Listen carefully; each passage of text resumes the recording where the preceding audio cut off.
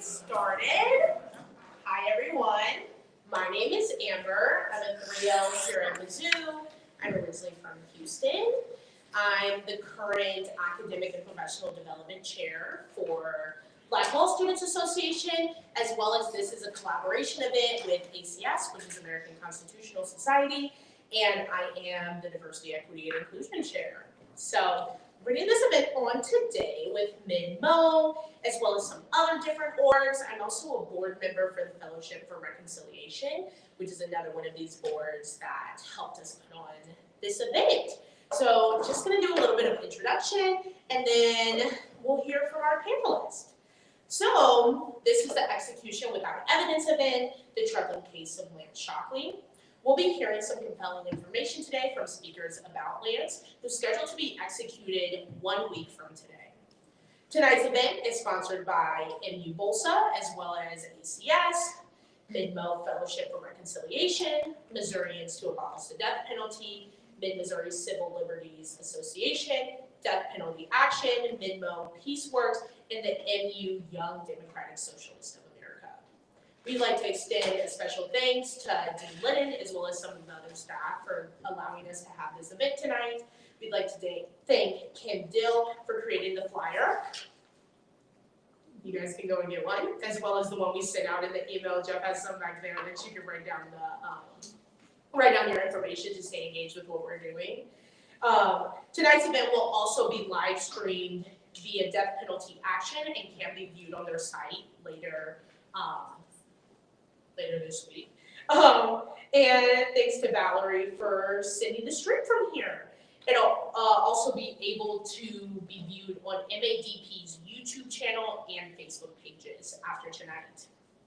There's also a couple different related activities that will be in conjunction with this event. So they will be doing a Columbia to Jeff City, a walk to stop the execution of Lance Shockley, which will take place the 13th and the 14th, which is Monday and Tuesday of next week.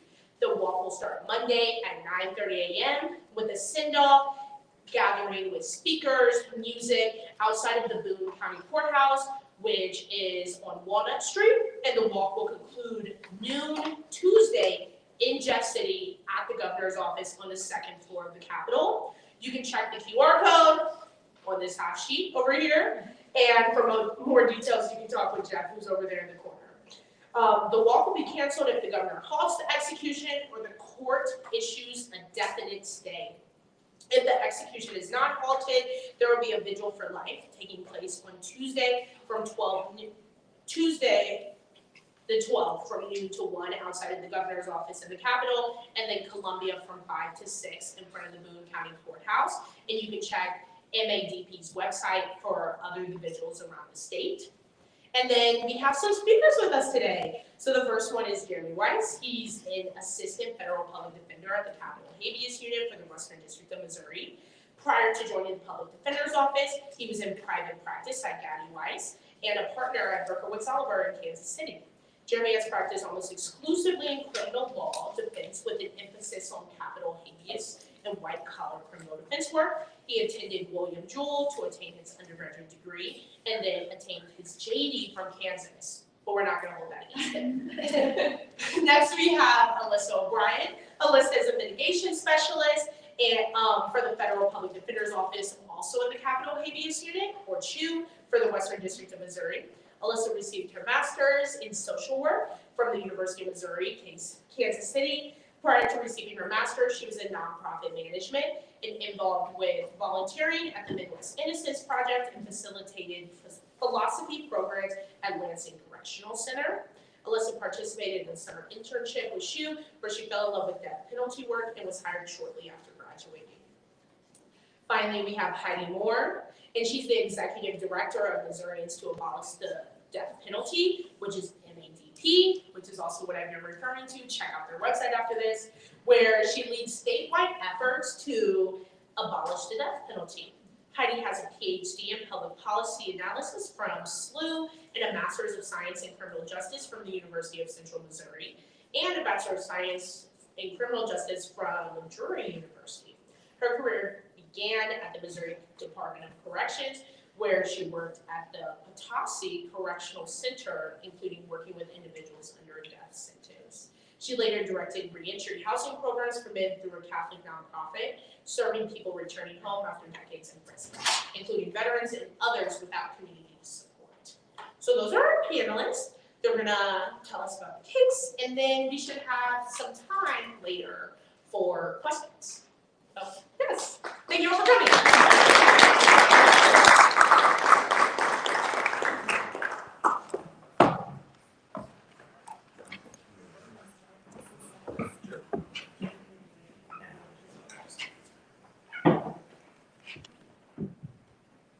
Thank you all for coming out. My name is Weis. I'm one of Lance's attorneys.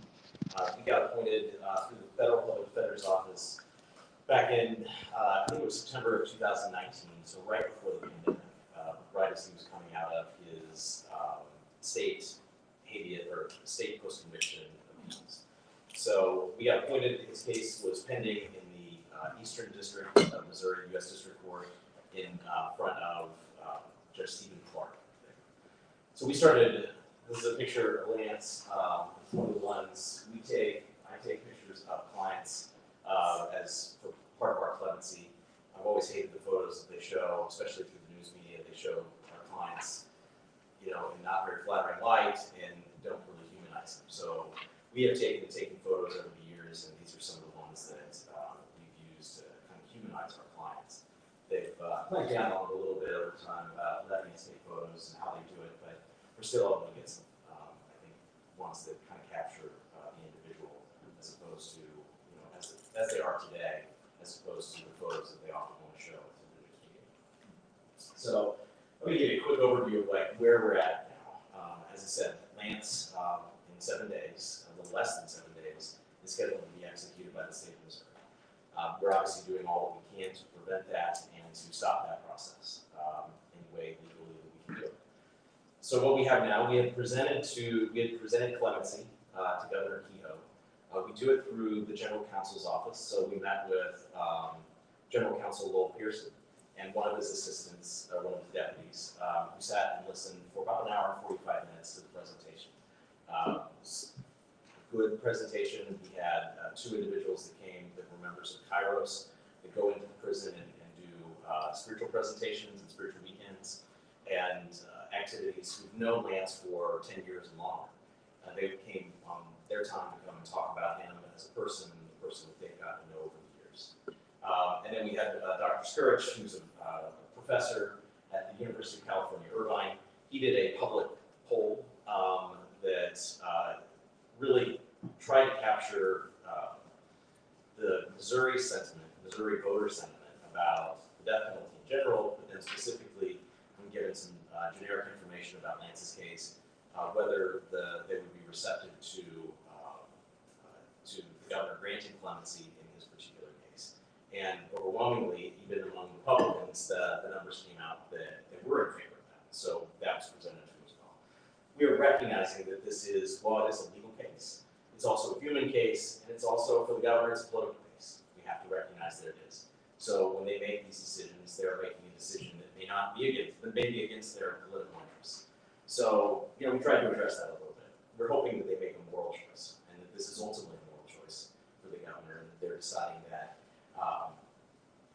the person that is in front of them obviously committed, that they're taking the position in most cases that this person committed the crime, and often they aren't necessarily open to different avenues or different interpretations or different outcomes.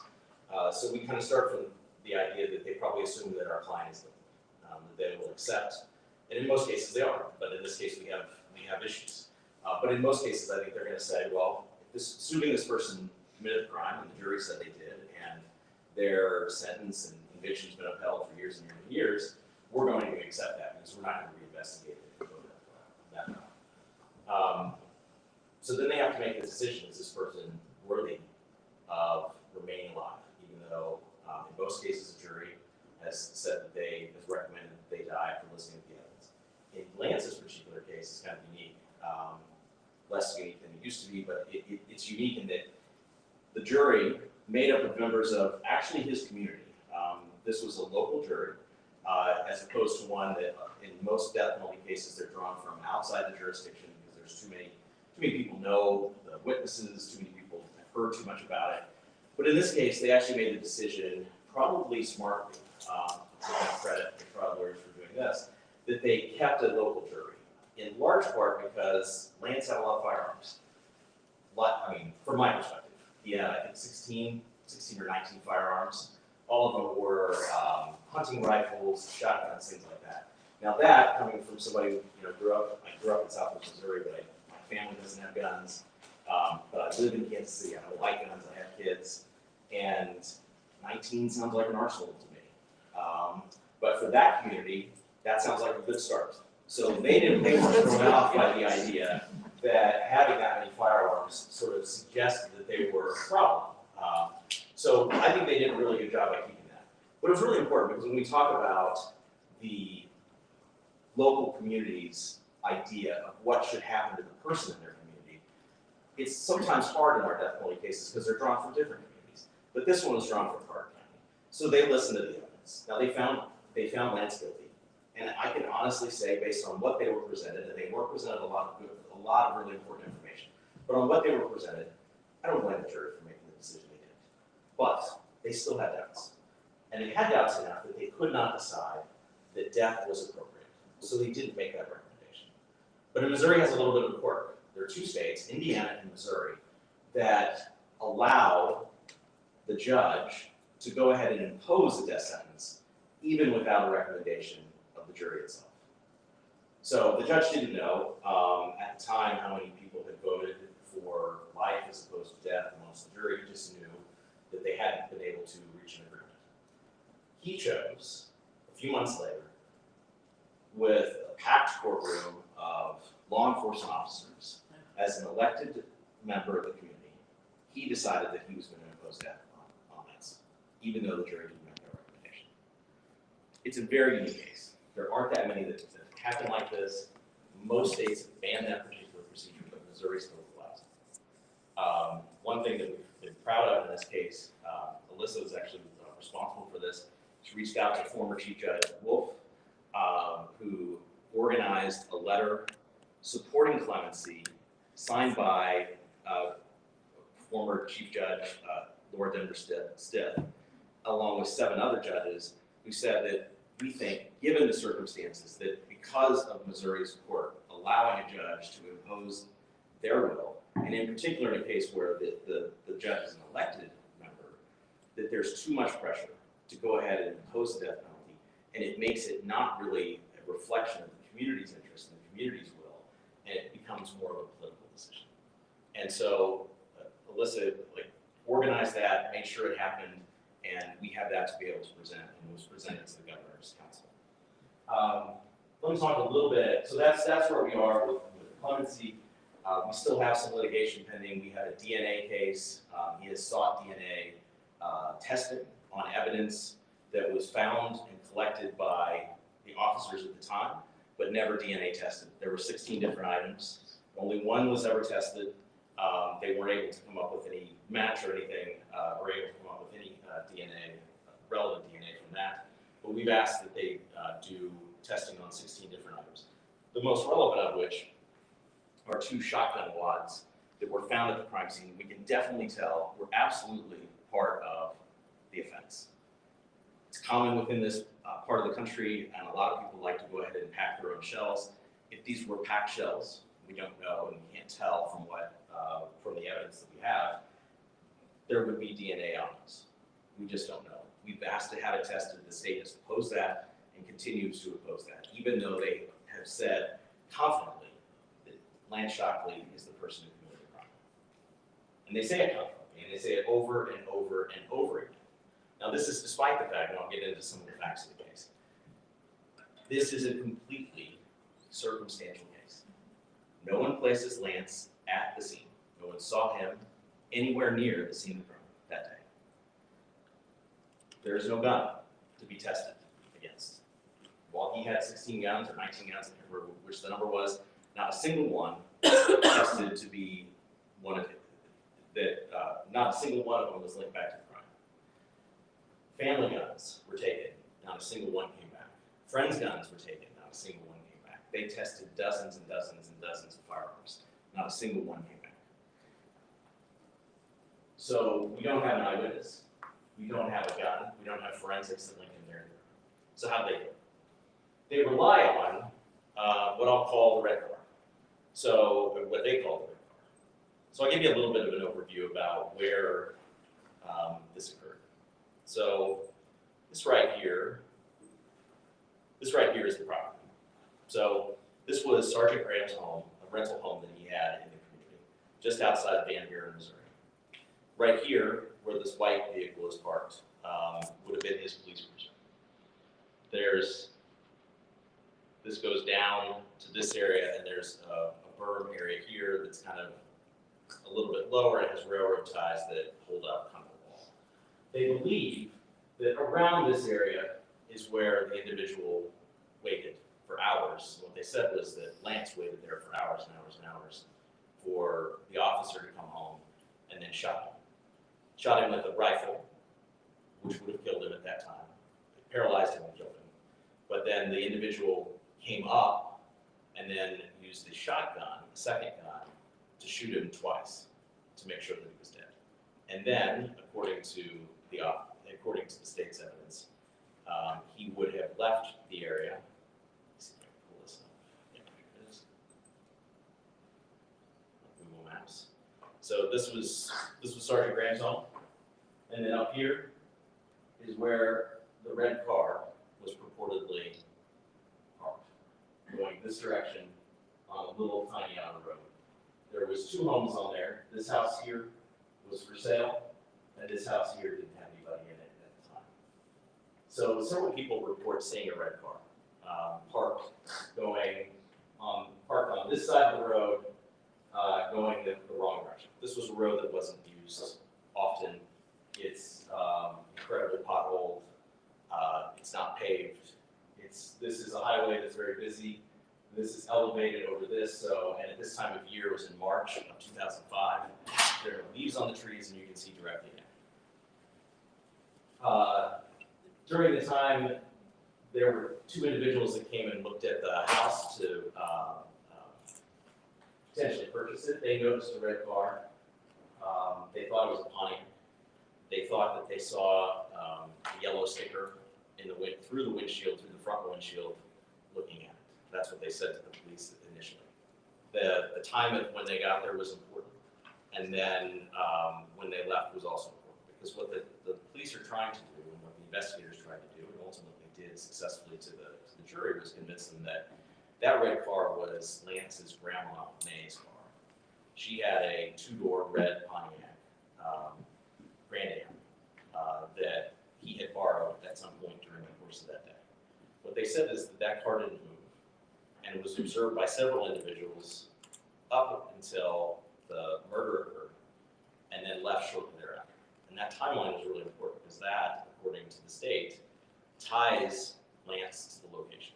Because they don't have, as I said, there's no eyewitness identification to put in there. So the identification of the car becomes really important, and the changing story becomes even more important. So let me show you the red car. So that's the red car. That is actually Granny Mae's red car. And when the Harts, who were initially questioned, they were questioned at their home, and they gave a statement about being able to see through the front, somewhere on there, through the back, either on the front windshield or the back windshield, a yellow sticker. Well, there's no yellow sticker on the front or the back. That's the yellow sticker. Could not be seen through the front. But as they're asked to come down for a second interview, this is the car they see sitting out front by itself in front of a lot of police vehicles. And she instantly says, that's the vehicle I saw. That's it. Changes her story to say, oh yeah, I definitely saw it on the back of the car. So, and then she's given a lineup. I know a lot of you are in law school. And not only did they show the individual or the car right before they go into the lineup, but does anybody notice anything unusual about the photos? The Granny Mae's are in the center section. Not to narrow it down, but is there anything that makes these unusual or makes Granny Mae's car stand out? Some of them are 4 doors. That's right. And it so happens that some of the people, because these are all taken from around the Van Buren community of 800 people, they knew some of the people's cars. So they already knew that they weren't. They're all 4 doors except for Granny Mae's. And the only one parked in front of a bunch of police vehicles is Granny Mae's. But that's the car she saw, swears it. Now, if you had done a human line while the person's out waiting, and you walk the person that you want them to identify right in front of them, and then go in and put a 6'5" Mizzou basketball player, obviously uncoordinated and not very good at basketball. Sorry, I have to say that. And then compare it to, my kids, who are 4 foot or 5'2" and 5'10", and say which are, and obviously a different age, which is going to be. That's kind of what they did. And that would never have been allowed, but it was allowed here because it was a car, even though essentially it's the same. And it becomes really, really important, because if that car's not there, then Lance isn't there. It undermines the state's evidence. So they have another individual who testifies that he saw the car when he watched the end of a NASCAR race, left to go get stuff to barbecue, came back, forgot something, had to go back, noticed the car the first time, noticed it was gone the second time. His timeline concerns until it finally matches with what the state wants to do. Now, the trial lawyers in this, he had really good trial counsel. He had people from the state public defender's office in the central capital. They ended up getting conflicted off the case, kind of about 4.5 years into it after they'd taken depositions and everything. Lance's family was obviously frustrated, and they were going to get public defenders from Kansas City, but those public defenders weren't going to be able to try the case because they were involved in so many other trials at the time. And so they had to wait. And so, in an act of desperation, his grandparents hired 2 lawyers out of St. Louis who agreed to take the case for a really low fee and agreed to try the case in 8 months.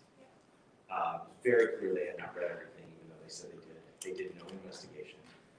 There is no possible way that they read I think we have 70 or 80 boxes. There's no possible way they read those in that 8 months of preparing. And they didn't do any investigation on their own. So they didn't understand the time. But within the state's own evidence, there were 2 individuals that saw Lance during the course of that day. And they saw him during the time that he's allegedly lying in wait for Officer Graham to return. That he's somewhere here. This is what they said.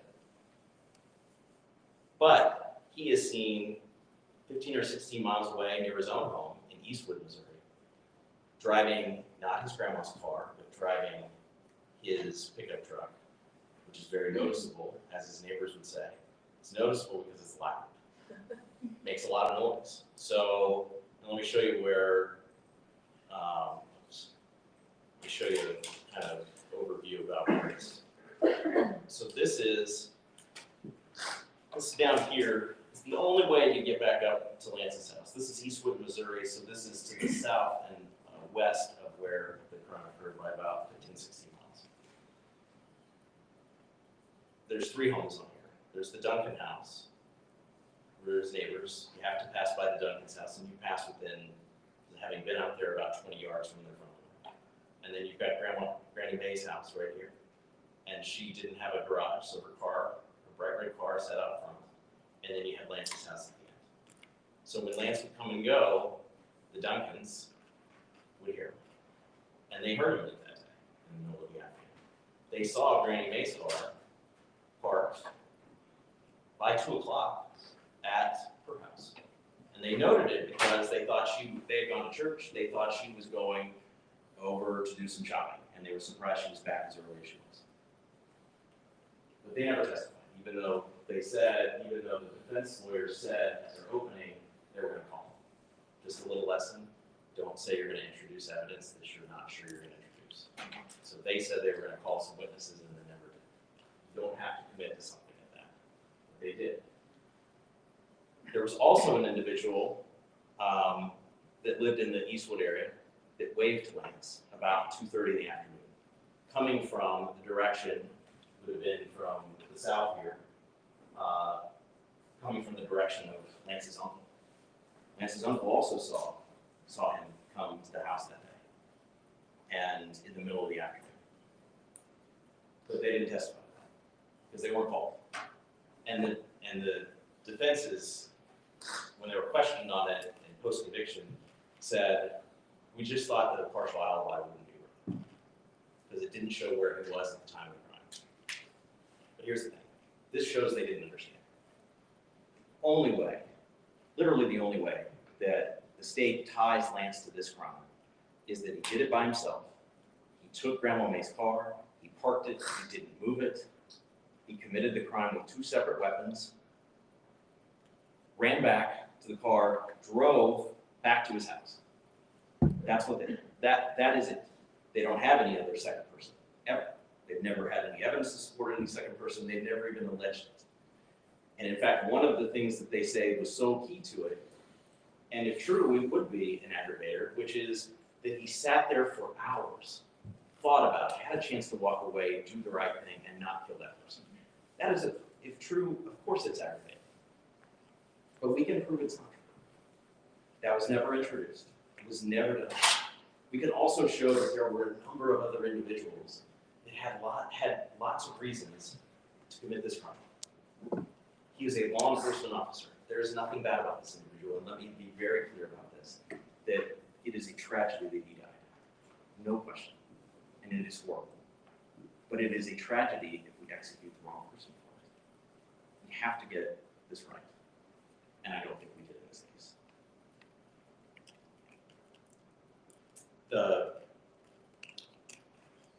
There remains a lot of questions about Lance's case. There remains a lot of questions about the investigation that was undertaken. You know, we haven't released a lot of information. There are certainly other individuals that had motive, opportunity, expressed anger. You know, there was an individual that was very close to this, that, you know, was a former law enforcement person, lost his job because of a drug arrest. And in his case, when his case was pending at the time, and it was arrested by Sergeant Grant, and he threatened Sergeant Grant, and it was on, you know, it's noted in the record, his case went away because he was the arresting officer. He's the one that found the drugs. So that case went away as soon as this person died. They didn't check the alibi of that individual. He was allegedly in Springfield at the time. But his girlfriend said, well, I didn't really see him. I think he was out working. And that's it. They just dropped it. They didn't do anything. They honed in on Lance as the suspect. And then they built it all around this time. But they had evidence showing, by their own investigation, they had evidence showing that Lance wasn't there the entire time. They, you know, worked it to the point that they were able to convince the jury. And I don't think that's sufficient. The jury had substantial questions about his guilt for the residual value. Under those circumstances, it seems cruel and inhumane to execute an individual with those same questions. And then you add on the fact that, you know, Alyssa's going to talk a lot about who he is as a person now, what he has done for the past 20 years, the kind of individual he has.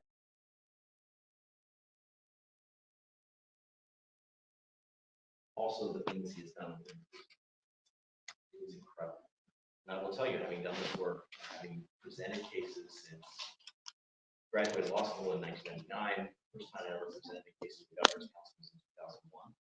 And I have never had a case like Lance's, not even close. And a lot of our clients who have, you know, are going to come up over the next few years, and cases have expressed that Lance doesn't get clemency. What chance do I have? Because he is that kind of person. And I can tell you, this is my third scheduled execution in the past 18 months, 2 of which I lost. And for both of those individuals, the last person they talked to at prison was Lance. They prayed with him.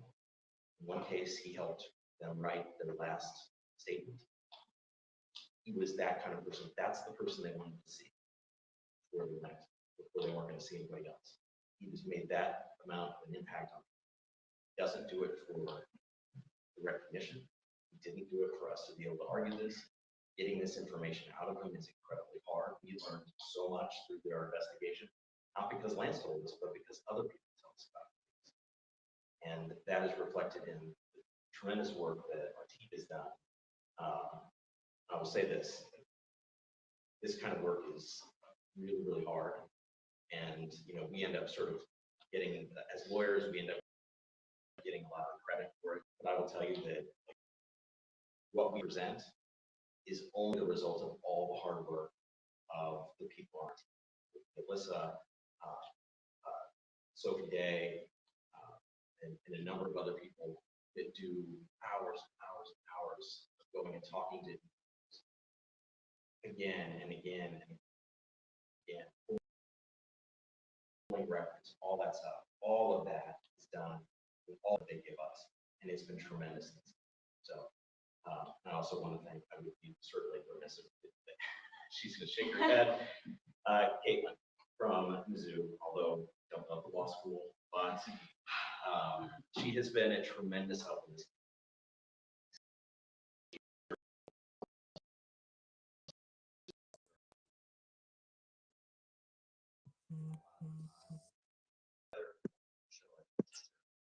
Send it to me, but it's so this is the timeline. I would encourage you to go and look. This is the thing that based on all the facts that developed through this goes to the timeline. It's really good on the website.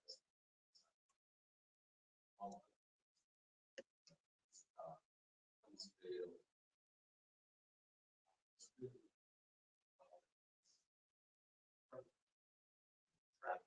I was saying that for all of so as also talk about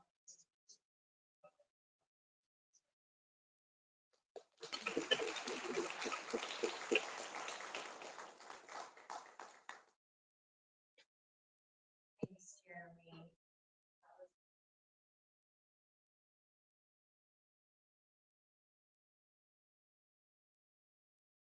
Hi, I'm Alyssa. So I wanted to first of all, a little bit about what mitigation is. For those of you that don't know. So I just wanted to describe it a little bit, but so our investigation specialist investigation by but in large part what we do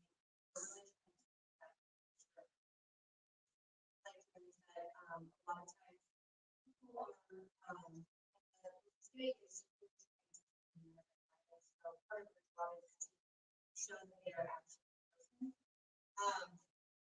And a coworker mentioned she's on the well, she concerned that the state tries to flatten that. So we just try and full circle who this person is, what happened to them, and how that may have impacted big amount of time. So a lot of our clients know what something to traumatize children and affect their years. Even though we believe that we have innocent, that does not mean that some is not presented at trial. So there was almost zero mitigation in the trial, such as he was very affected by his mother and stories about basically chasing her right somebody inviting so she like all of the time he was involved in a lot of and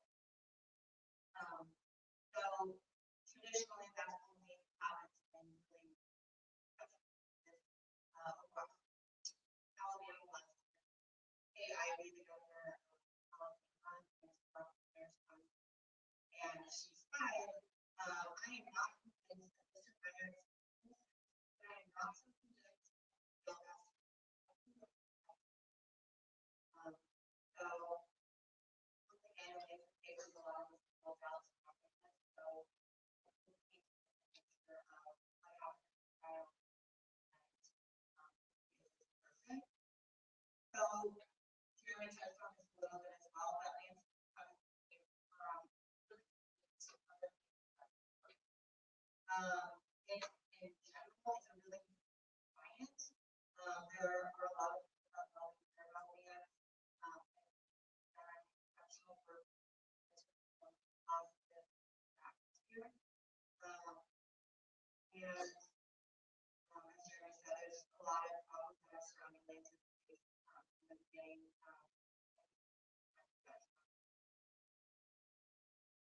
So,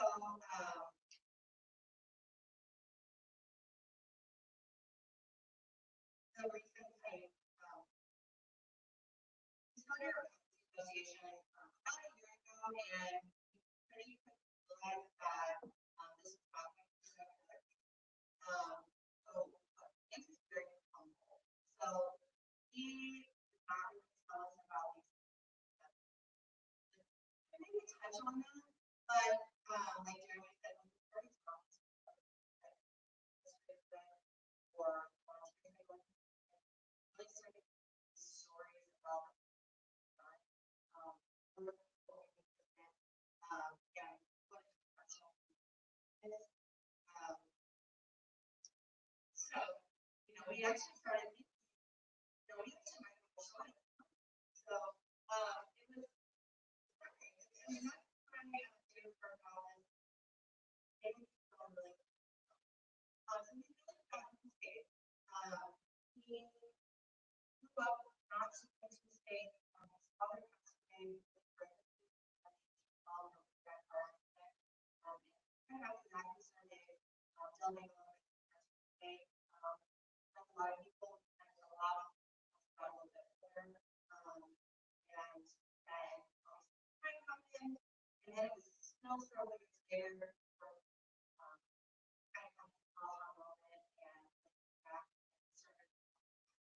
So since he has been relieved to go into the state, he has served as a designated for the entire mission population. So that basically a lot of overseeing programs, making sure that services for the company will volunteer professional unit and that primarily about limitations, but also limitation and who specifically go to the scale and help facilitate all of these people's services that are not feeling like they're on a wheelchair, being the last one to service, or even take services to pay by counseling, make sure that they were being crisis. He participates in Bible studies and sermons, and students, which is literally takes down shoes, has just down like dish on and makes them very nice to do, and then these are these kind of people that are either new to prison or indigenous or Halloween. So there's a lot of these trends as well for us to go and coffee, especially and so there's a lot of one of the guys that I got to talk to 1 years old, serving a crisis and just really talking about how this is also a real father, by the way, I'll get to that. So he's a principal institutional leadership for IPS, which is kind of a special path that's actually from different houses. The principal officers all, yes, one was having a mental health crisis or one of their friends just got killed, control Lance to come home with the situation that there was a crisis. So in these events, like Lance is the guy that gets in, but also and facilitate relationships. So just like, I mean, seriously, you just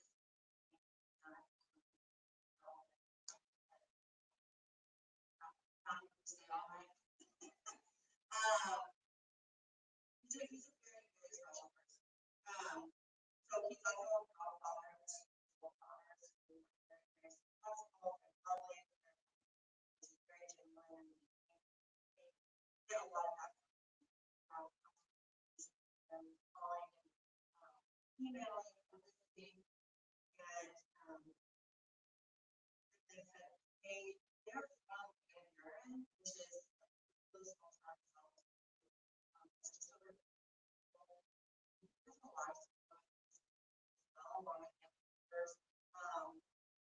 It's just it's pretty rough. Something like that. It's pretty it's not very common to have that much support.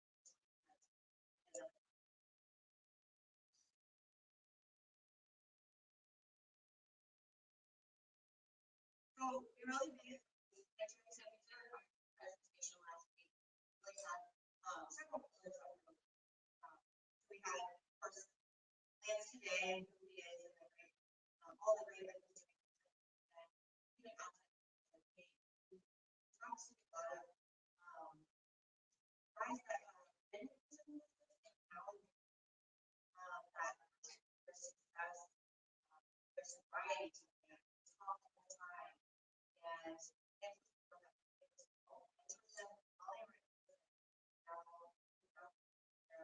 them, jobs, and I was like, I pay taxes, you know. So just it's like the little things we talk about is that's one person, it's just almost constant. The other two common pillars for the campaign are without no legal offense, no murder weapon, no license, and the jury, my opinion, the state relied extremely tight timeline, the red car, jump science. So another critical investigation was we actually went and talked to some of the jurors that were during the trial. And part of that is to really listen to the story and their interpretation of how the trial happened, what's happened with that. So more than one, the jurors acknowledged that they sure as was the trial. The ballistics didn't make any sense. Even one juror said that it would not have taken much more evidence for that to be swayed to not vote guilty during the guilt phase. These jurors did not get to vote at the end of the guilty, but they could not get sentences to death. Several even stated that they did not vote for that because what if a murder weapon showed up? What if more evidence showed up? They not feel like they had that as a conscience. They signed declarations that say they not so that was a big part of our investigation. Well, in this case, like lots of times, the jury in that judge was very like, oh, you know, what's done? So that's a big jurors. So since all of this evidence to government council and our right now, it's not just one thing or all of these right. But there's a lot of parts still.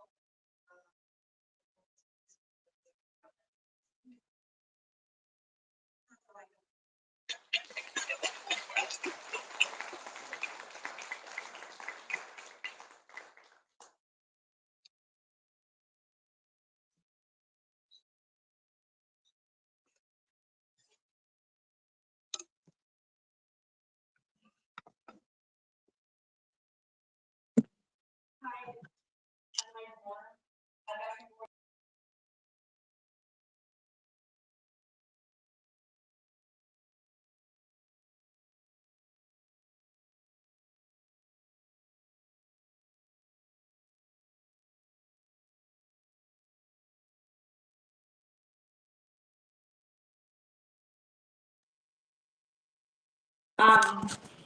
I'm gonna give you, like I said, some billing stats for a minute, bear with me.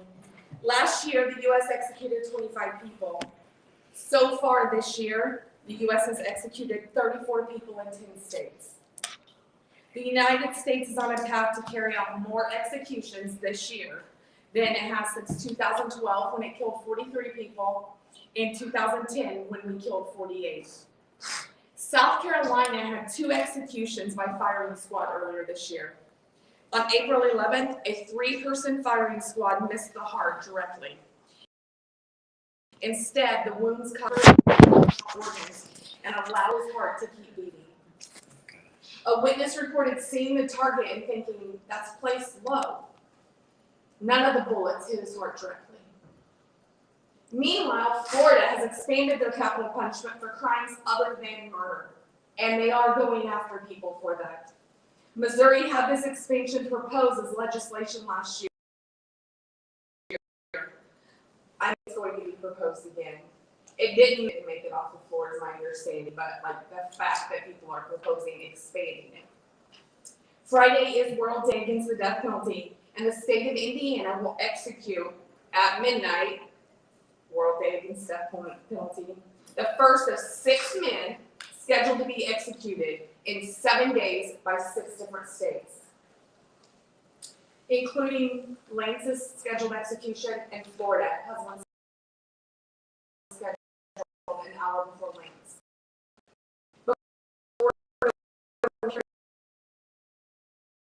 A record number for executions in November and December.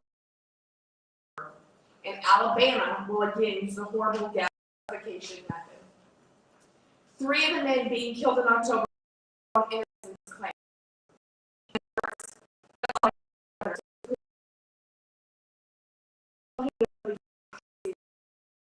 And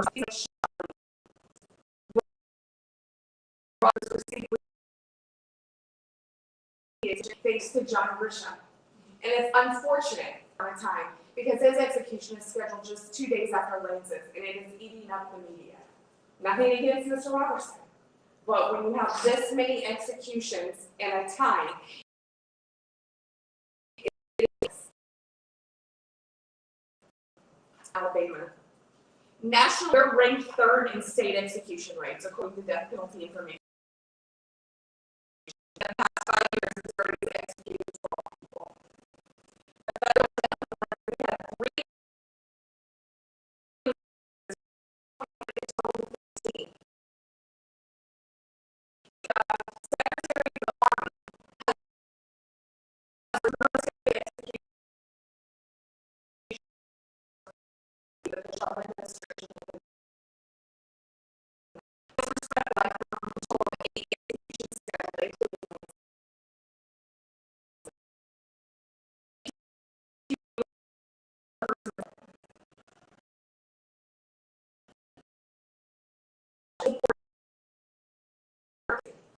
I support anything that saves life. So report this for us. Keno County grant Lance clemency.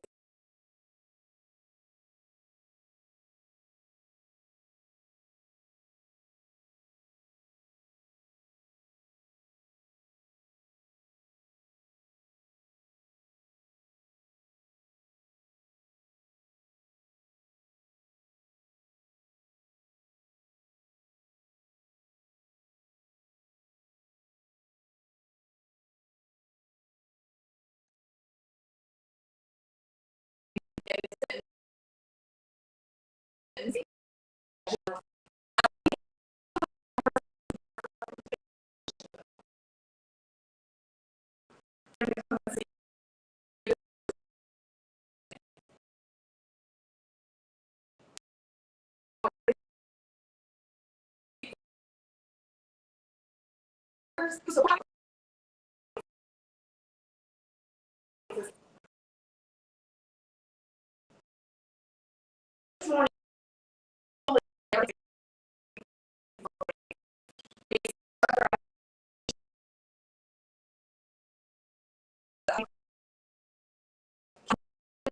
international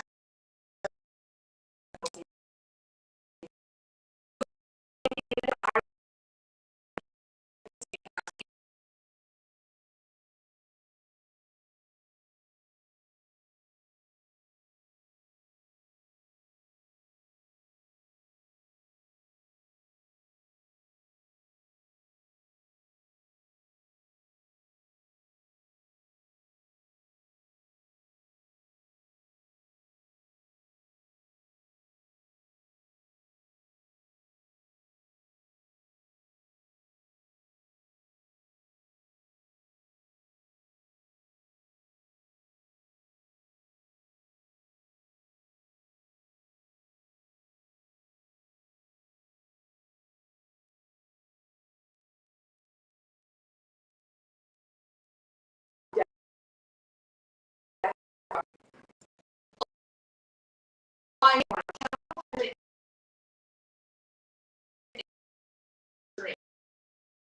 don't know if you all learn about this in law school or not.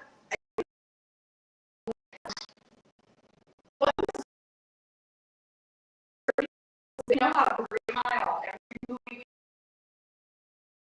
There's a death.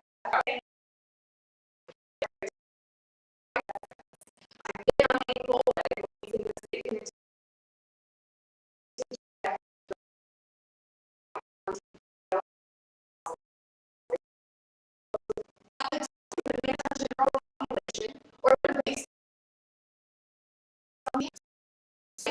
or any under that sentence could have some years. And it's scary. So I was the parole officer of that prison. I did not know Lance. Let me be clear, I've never met him.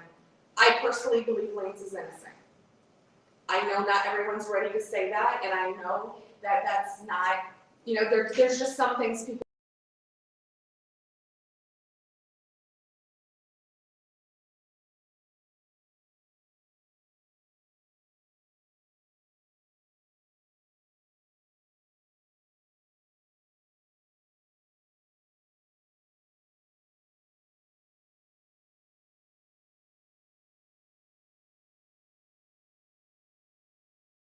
Go in and out of housing unit for staff, and it's still controlled movement, but you get to participate in the activities that they've discussed.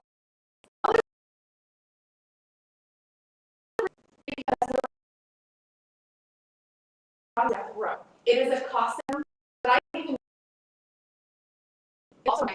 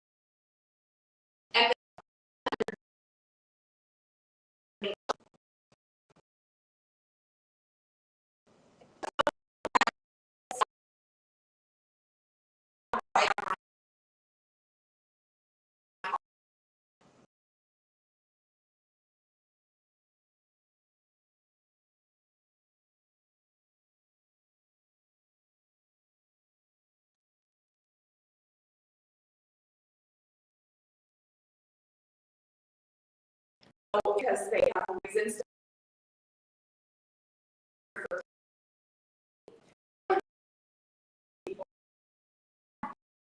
two people that did not have the best. They were often in land, and you all can correct me if I'm wrong, this is my understanding. As an honor, he had freedom. They had a Father's Day event that he had planned that day. The warden let him participate knowing he had his death warrant. And it was for the prison. It wasn't just for Lance and his family. That night, they read him his death warrant. He is locked up. And he is locked up. So legal physics, physics. To what? And South Street.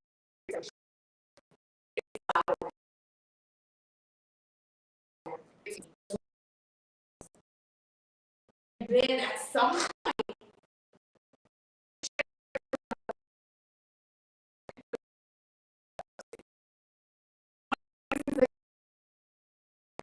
as a staff member,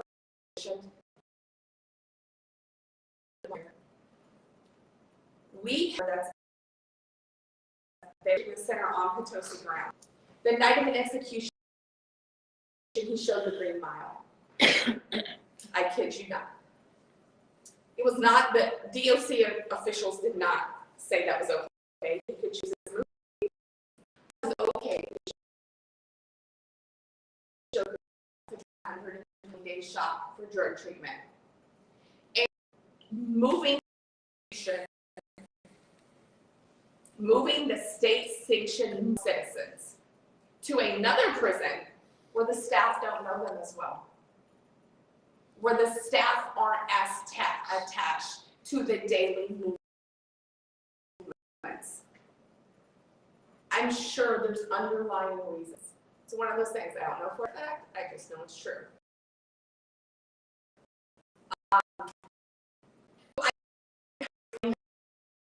Advocates and a lot of people in the movement, and when I'm talking nationally, because no one can relate like those under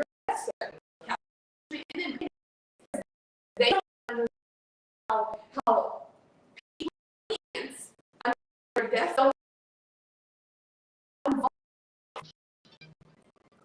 I will say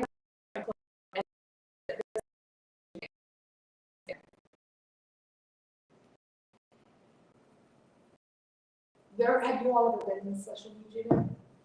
So as the parole officer, I would go in there and we had one inmate, we had one resident.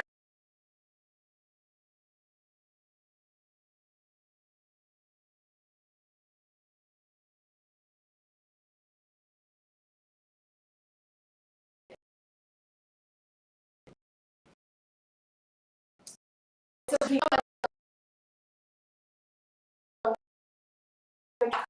Christmas Ministry Society of St. Vincent de Paul will take a Christmas.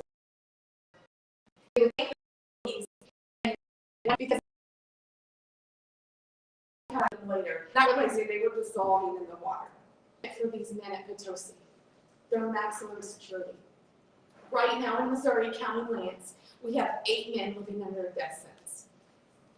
3 of those men are not competent enough for Missouri to kill. I mean, think about that for a second. We're holding them under a death sentence, working with doctors to get them competent enough then so that we can murder them.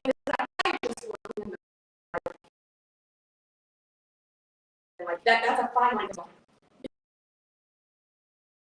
Also didn't support station mark. Now what happened is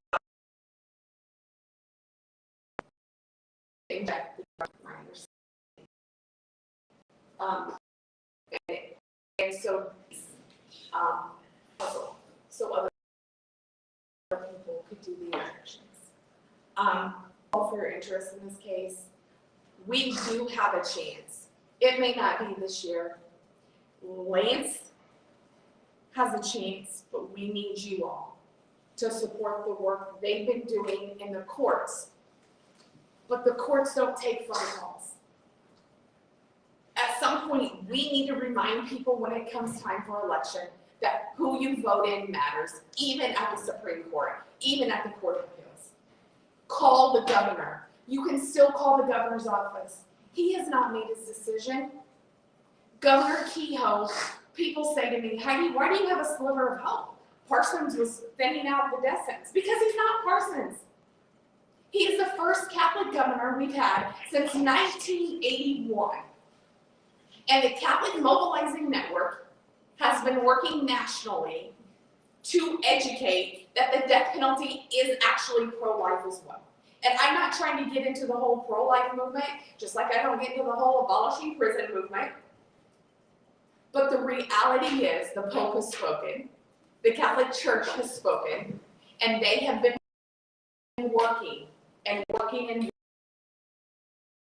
working. And that is why we have hope, I believe, with Kehoe. If Lance can't get this, Brian Dorsey. If they can keep Brian, we have no chance. And the only sad part, I was doing a rosary yesterday and talking about Lance. They did a rosary for Lance out of the Kansas City diocese, and I started crying near the end. And it's authentic. I have family members who have been incarcerated. I have a cousin who did 21 years on a sex case. He's back doing 9 federal on a non-violent case. I have 6 other family members that have been in and out of prison, and I'm a survivor of child and sexual abuse and assault who chose to work. No one in kindergarten or first grade says, I want to be an alcoholic. I want to be a drug addict. I want to be a murderer. I want to be a rapist. last week at a showing of a documentary in St. Louis. It's Innocence is Enough. I believe it's a showing produced by PBS out of Kansas City. It's live stream. You can stream it now on PBS. It's very interesting. It talks some about the Marcellus Williams Khalifa case as well as other cases. Someone who was exonerated, not under a death sentence, but he was at Potosi with Lance, came up to me afterward, and I knew him from at Potosi, and he said, "Lance is such a good guy, Heidi. I've run his case. I don't believe he did this. He didn't do this." And Lance would not go around saying, "I'm innocent." People who knew him didn't even or claimed innocence because he's worried about people. I've heard that time and time. Active. Sign some. Whatever it takes. We will keep petitions open. Join us in the walk next week if it makes it that far. But I encourage all of you. This is the case to approach family members and friends about the death penalty. When we have cases that are not as sympathetic and you're like, I don't want to approach that. I have family members who support the death penalty. I'm from rural Missouri. This is the case to approach them on. This is the case that people who support the death penalty can say, oh, well, that's not what I thought they were doing. I didn't realize they were convicting with all circumstantial evidence, no motive, no real defense put on, a deadlocked jury, a jury foreman that had issues. Go on istandwithlance.com if you haven't and read all the other issues that are more headline. This is the time to engage with people because Lance's case is a case that people can relate to. Lance's is one person that people can say, that might have been my son. We have a few cases like that throughout Missouri because we have executed innocent people, aside from just the statistics.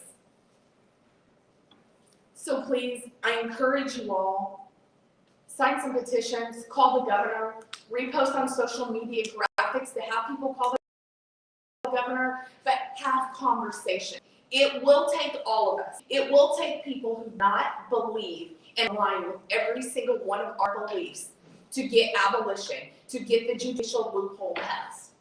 And if someone is okay with supporting us for judicial loophole, but they can't go for abolition, that is okay. We need this judicial loophole. There are 9 pending cases right now at the state level of capital punishment. One of them, the jury's under deliberations out of Clay County. It does not look good for him at all. It is another law enforcement case. There's another law enforcement case in, isn't it down by Warrenton, Washington? Gasconade. Gasconade, thank you. And so it is important. Lance and one other person right now are the only 2 out of the 8 that are under this judicial loophole currently. But it is important to get legislation passed.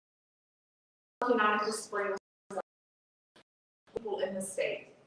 Do if you care, if you can. Thank you for your work. And remember, work of you and you from the Public Defender's Office and your unit. I mean, we have lawyers who care in this state. Regardless of the outcomes of the cases, it's not because they don't give a damn.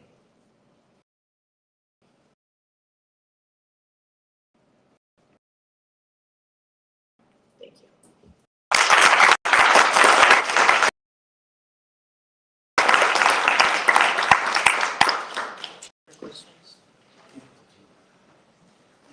I guess if anybody, You guys have that?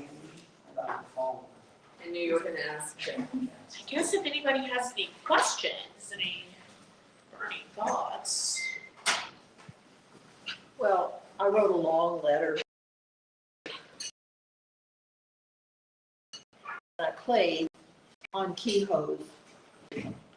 He claims to be quite a devout Catholic, former bishop who just left to become an archbishop. And, the church stands firmly in opposition to the death penalty. If he wants to lay claim to this faith, then he needs to show that. But what I fear is that they lay claim more to their politics. And while the death penalty has happened under Democrats and Republicans throughout the course of the reinstitution of the death penalty in this state, they're on a rampage. And every time we have a Republican in, they're on a rampage to get these people executed. You cannot avoid seeing this. I agree. I would also say though, let's give Kehoe a sliver of the benefit of the doubt, please. Well, let's put some pressure on him. Well, we have it. He's a man of faith. No, let's put some pressure on that. No, we He lays have it. claim to that. We are lucky here in Missouri. Not all states have every bishop aligned against the death penalty as a pro-life thing. We are lucky here. We are lucky to have Mary Fox at the St. Louis Archdiocese as a volunteer going out and educating people about the death penalty. As a member of the church now. She was former head of the Capital Litigation Unit Of the whole agency. of the whole Missouri State Public Defender. She started educating people. But I believe we need to give Kehoe a sliver. Thank you for the letter. I am aware of over 100 other Catholics who wrote letters signed off of priests and sisters. But all the bishops came together and also gave him a letter. And there's other high-ranking Catholics, well-known Catholics, that have reached out to him that we're not at liberty to tell you about because we're asking them. I asked them, I believe others have asked them, this is private communication. To get through to Kehoe, it doesn't have to be a public calling him out like what happened today at our press conference. It can be a private one-on-one. And then we hold him accountable. I understand, I appreciate the letter, and I hope that they read them. And I agree, his pro-life. But I said months ago that we have to believe, based upon everything in Kehoe's past, based upon his wife, his children, all of them, in terms of their Catholicism, and going to the Catholic schools and volunteering, and all of those connections, that he places God above the Republican Party. He may not. He may not. I had no hope that Parsons did, but I at least have a sliver of hope that Kehoe did. And one reason is because he appointed Catherine Hanaway instead of someone else. Granted, she supports the death penalty, but she's better than Bailey. And I will say, I think she's also Catholic. But he could have appointed someone or some people with much less integrity than her. And again, that adds in a second sliver of hope for me.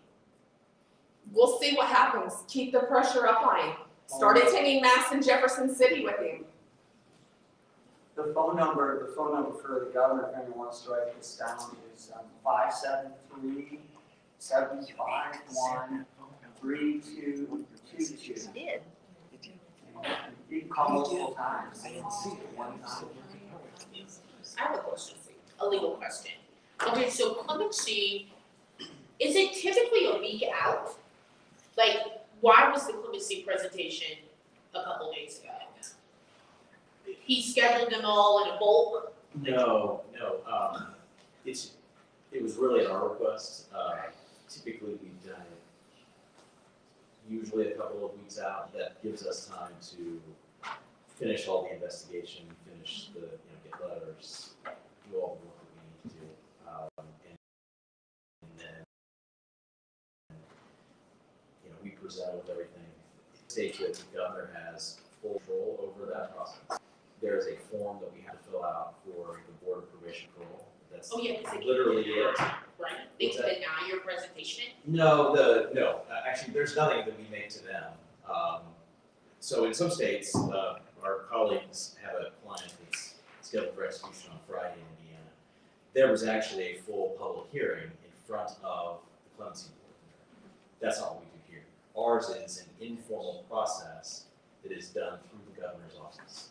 So in previous, I said I've done this for a long time, up until Governor Greitens, I had never met with the general counsel. I'd always met with one of the assistants. So it wasn't until that point that we started meeting with them, that became kind of the norm. But it's, it's an informal process. And he's new, so he's never granted one before. Would this be his first? The governor is, the general counsel was general counsel for the last 2 years of Governor Blunt's administration. He's been around a long time and done a lot of stuff. He was in private practice for a long time. So with probation and parole, is when someone's given their death warrant, they get locked up. The second person, or this used to be the process, let me clarify. The second visitor would be the institutional parole officer, me. And I'd say, hey, you just got your death warrant read. You know, what do you say? You explain to them that someone from probation and parole, it would be my supervisor, will come visit with them to try to do an interview. The name can refuse the interview. Some participate. Then that person goes and writes a secretive report that's submitted to the Board of Probation and Parole, which remains secret, and a recommendation is supposedly made to the governor, which remains secret, and then the governor does whatever the governor wants, because probation and parole is a secretive process. So, and it gets confused by people who work in other states for the reasons that you said, because each state's different. I also have a couple of legal questions. So, can you tell us more about the evidence that was introduced at trial? So if my understanding is correct, the jury still returned a guilty verdict. They just couldn't come to an agreement as far as sentencing. So that's my first question, and also like how they started suspecting with the investigation. And also how the case was able to survive the appeals process up to now, if there are certain deficiencies. Sure. I'll start with Could you repeat the question? Yeah, sure. So Jen, a number of questions. One was the jury obviously found him guilty, and what was some of the evidence that they relied on to do that? Why was investigative topic or person of interest?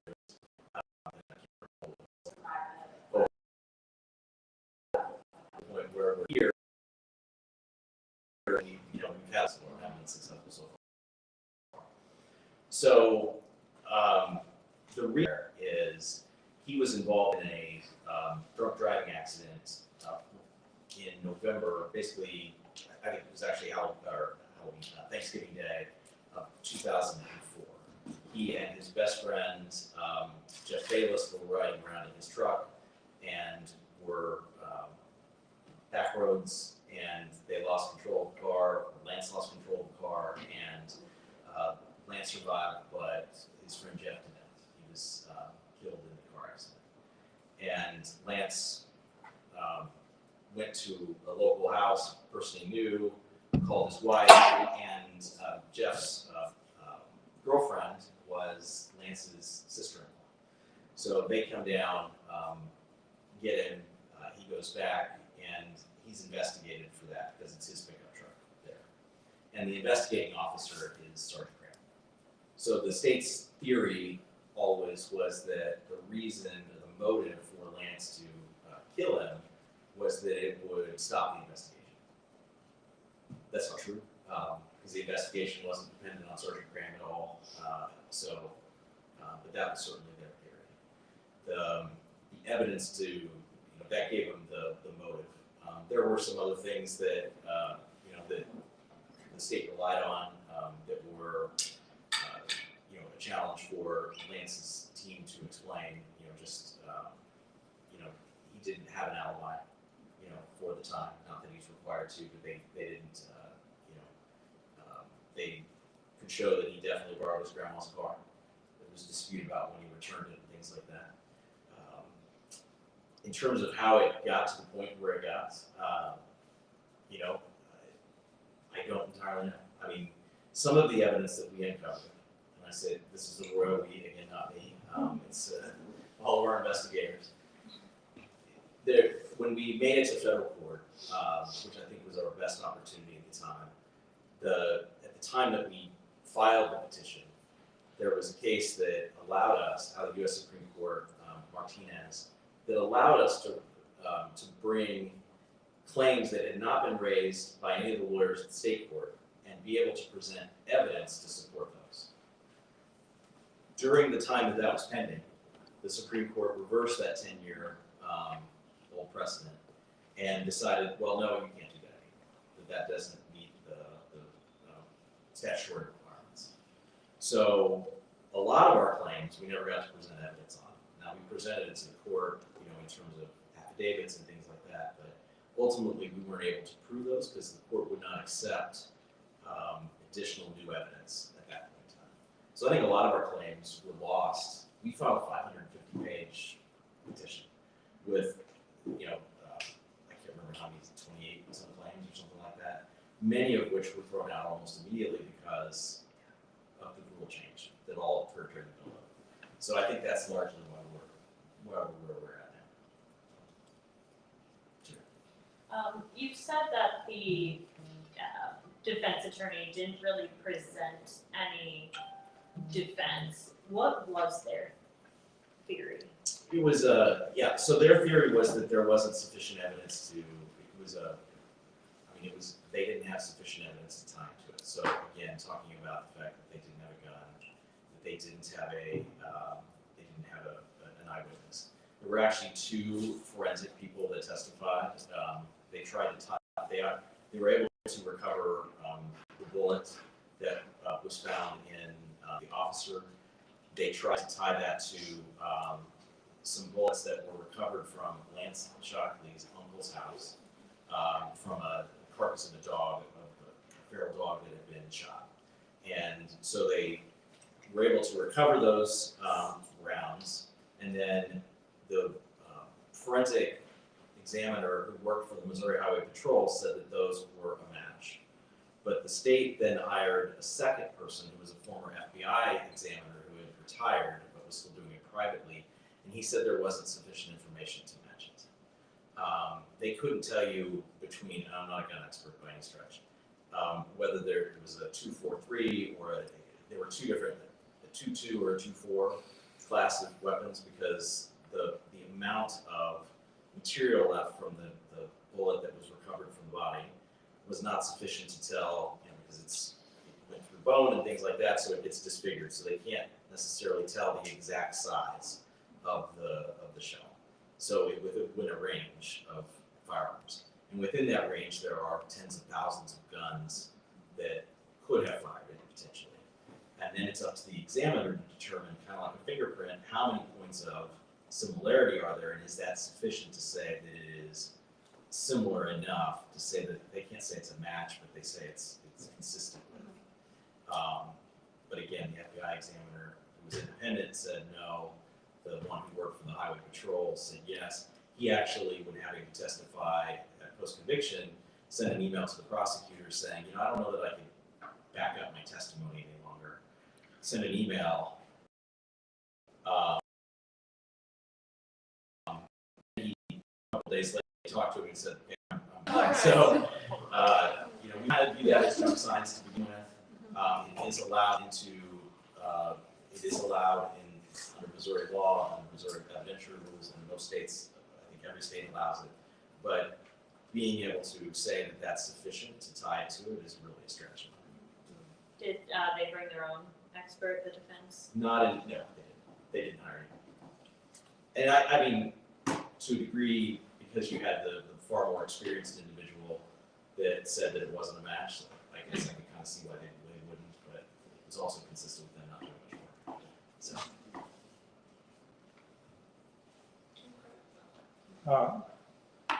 I watch a lot of Perry Mason, and what he does at times is he goes to the scene of the crime and then backtracks. What kind of effort has been done to do that? They found that someone was hiding behind a wall, But how did he get to the wall? Did they go back beyond that and follow leads of the real perpetrator of this murder? So the way they determined the location of it was two things. One, there was and they're not 100% sure, but it's probably accurate, based on the angle at which the bullet entered Sergeant Graham. They can tell based on his size and the angle at which where the bullet would have been. And there was also on the ties themselves, there was a chip that appeared to be fresh from the wood itself. So they think it probably came from that. We've actually walked that whole thing. We've actually driven, the officers drove 3 different directions from that location to Lance's home and got various times. We did the same kind of thing ourselves. So yeah, we've been on scene and done all that stuff. We're pretty sure. The thing that's always been strange is that it's 2 firearms that nobody noticed.